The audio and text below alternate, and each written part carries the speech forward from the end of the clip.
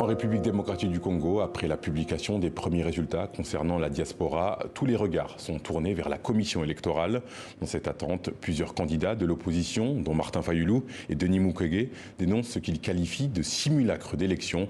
Ils comptent manifester à Kinshasa ce mercredi 27 décembre. Hugo Barbieux. Avec sa grande estrade et ses écrans géants, le centre Bosolo, Vérité en Lingala, érigé par la CENI à Kinshasa, devait prouver que la commission maîtrise le processus électoral de bout en bout. Un défi démocratique que son président a réaffirmé dans son introduction. Nous ne considérons pas ces élections comme étant chaotiques. Le but, c'est de permettre aux Congolais et aux Congolaises de participer à un processus ouvert, compétitif, un processus démocratique, crédible, et c'est ça notre plus grande préoccupation.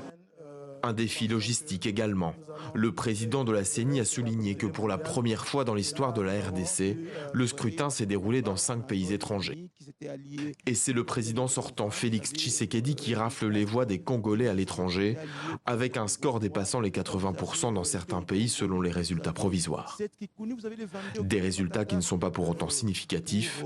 Le nombre de votants de la diaspora ne représente que 0,03% du corps électoral. Dans l'attente des résultats nationaux, plusieurs observateurs comme la Senko ont pointé des irrégularités.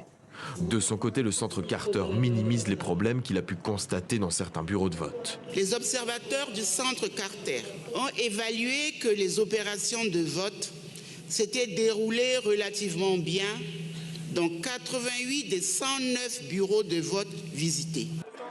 Mais pas de quoi rassurer tout le monde. Certains opposants au gouvernement comme Martin Fayulu et Denis Mukwege ne comptent pas attendre la fin du décompte des voix pour contester un scrutin qu'ils qualifient de simulacre. Face à cette contestation déclenchée alors que les élections avaient été prolongées d'1 jour, plusieurs ambassades ont appelé à la retenue.